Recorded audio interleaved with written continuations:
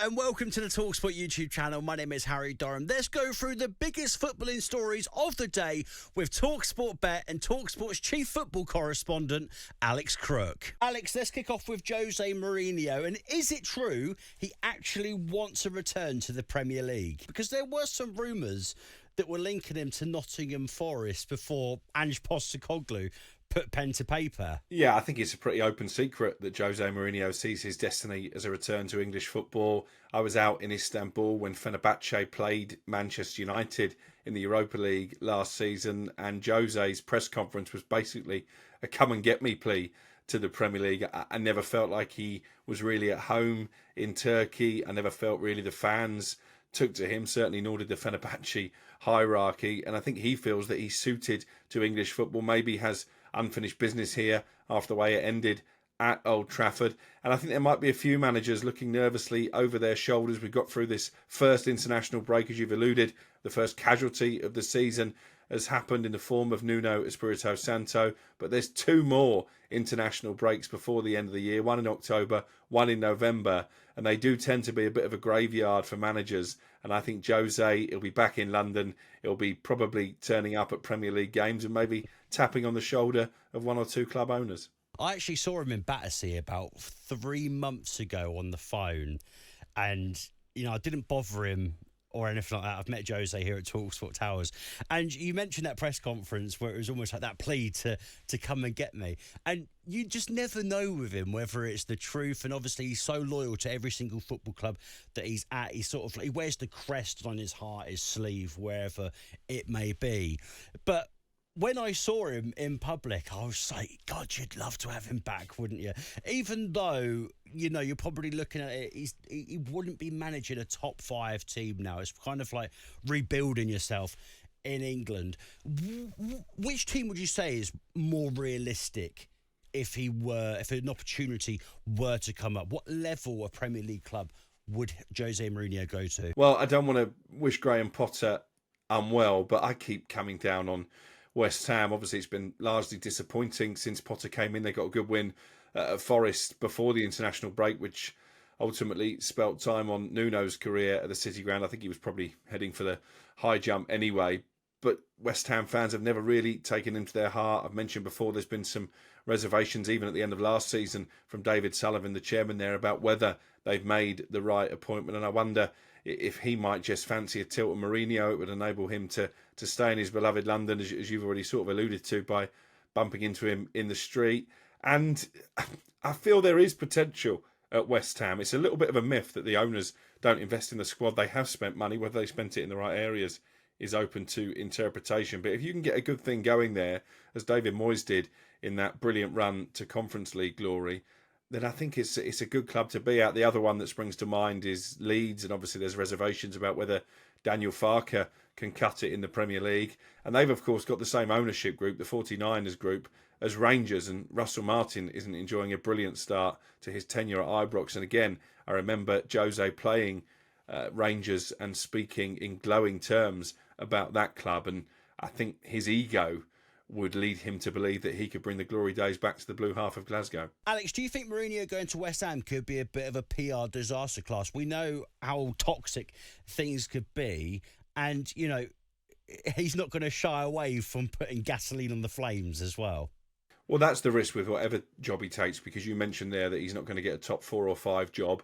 I do think his best days in management are behind him rather than in front of him, and that's not said with any disrespect at all. He was brilliant at Porto, fantastic over a couple of spells at Chelsea, and actually I think Manchester United fans may look back on his tenure there now through different spectacles, bearing in mind that he won the Europa League, he got them second in the table, which he says was his biggest achievement in management.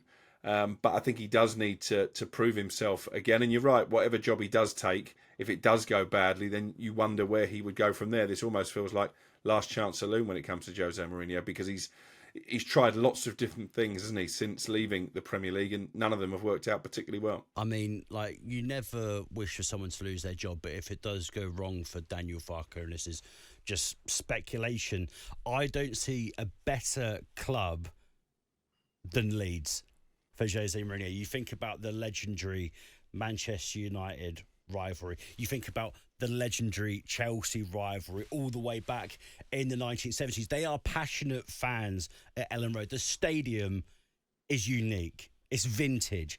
They know how to create an atmosphere. And I just think with someone like Jose Mourinho at the helm, and you mentioned obviously Rangers as well, I mean, it not only would take more eyes to Scottish football, but you think about Scottish football in its heyday as well. He could be a saviour for whatever club, for whoever he actually turns out in the dugout for. But Leeds, Crookie, with you being a Manchester United fan, my goodness gracious me, mate. I think that it would be so juicy. It will have that elements of toxicity. And do you know what? I think it'd be the best thing that could possibly happen for that football club at this time, and also so good for the Premier League. Well, it's going to be box office wherever he pitches up, because, again, going back to that press conference in Istanbul, it was Jose at his wonderful best, regaling the media. He was on a charm offensive. He gave the headlines that you wanted as a journalist, and I'm sure he would do that at Leeds and Rangers as well. And Scottish football is not in a great place at this moment in time. We had a debate with Martin O'Neill, legendary former Celtic manager, on the White and Jordan show a few weeks ago, and he was bemoaning the quality or lack of in the Rangers squad. And I said, well, come on, Martin, the Celtic squad is not a patch on what you had either, which is why, and this is a bold prediction, I think Hearts, now under the part ownership of Tony Bloom, I think they're going to win the league in the next 2 or 3 years, unless something changes, and maybe Jose Mourinho is that force of nature that could just come in and rescue not just Rangers, but maybe rescue Scottish football as a competitive entity. Oh, you love a big take, don't you, Crookie? Goodness gracious me.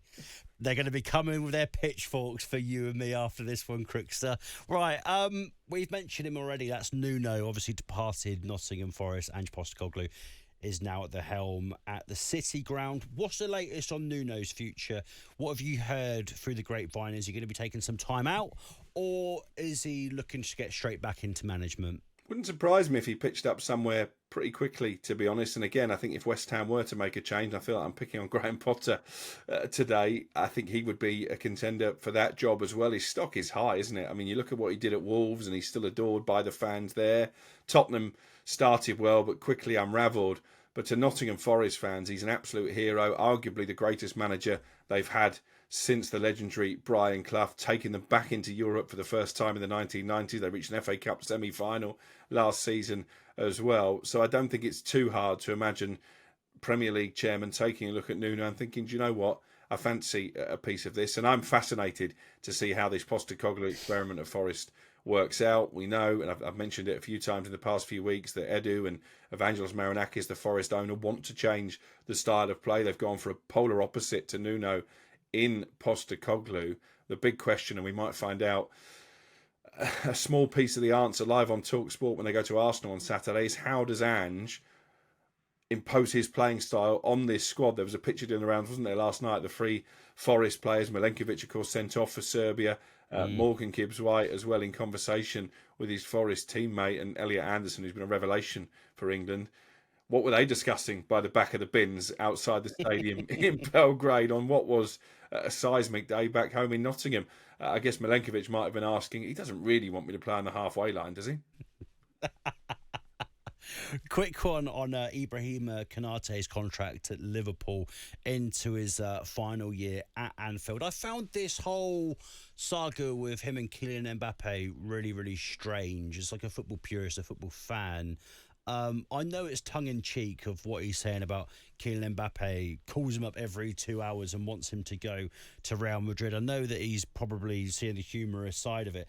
But, you know, if you think about, and I'm not meaning to sound like football was better in our day and stuff like that. I'm only 29, so it's not like I'm like 50. But, you know, hearing players say stuff like that when you're playing for Liverpool, you're fighting for another title and you've got a year left on your contract, doesn't sit well with me, Crookie, to be honest with you. And it makes me think, you know, like obviously the old David Beckham saga when it was Barcelona and Real Madrid were interested in signing David Beckham all the way back in the early 2000s, and he ended up joining Real Madrid. Imagine if David Beckham was like, I've had a call from Roberto Carlos or R9 and they want me to go to Real Madrid. I'm not saying that the game's gone soft, Crook, but Why are you coming out and speaking like that when you're playing for a club like Liverpool? Could it be a possibility that they cash in January and Mark Guehi goes there in January, leaves for free? What's your opinion on all of this? Because I just think it's quite bizarre. Well, the briefing we're getting out of Liverpool is they're not going to go back in for Gay in January. They're going to take their chances at the end of the season. In terms of Real Madrid and their links with Konate, we've seen this before, haven't we, with Trent Alexander-Arnold and Jude Bellingham? Maybe not quite as publicly, but clearly there was a little bit of tapping Trent on the shoulder from Bellingham and saying, come and join me in Spain. I understand your frustration. I'm sure Liverpool fans will feel the same. But then Virgil van Dijk was quite public in his pursuit of Alexander Isak on Liverpool's behalf. Yeah. So the irony won't be lost on Newcastle fans. In terms of Konate's future, I think it's in the balance. Speaking to sources at Liverpool, they tell me it's 50-50 as to whether he signs a new contract or not. And the fact they were so strong in their pursuit of Mark Gay in the final hours of the summer transfer window probably tells you maybe they're not confident he will sign a new deal, and that's why they do need a new central defender. They're pretty relaxed at the moment. The boy they've brought in from Parma, I think, is impressing in training, and he's going to get minutes between now and the end of the season. But it does feel like history repeating here, doesn't it? They weren't able to stop Trent Alexander-Arnold from letting his contract run down and joining Real Madrid, and maybe it might be the same for Konate. Not many players turn down a move to the Bernabeu, I will say that. Well, maybe he's texted Trent as well and asked him who he got those Spanish lessons from as well, because he's probably got, just under a year to brush up on his Spanish, if I imagine, like Trent Alexander-Arnold was, before he went to Real Madrid. Right, a quick one on England off the back of last night beating Serbia. 5-0, comfortable for Thomas Tuchel's men.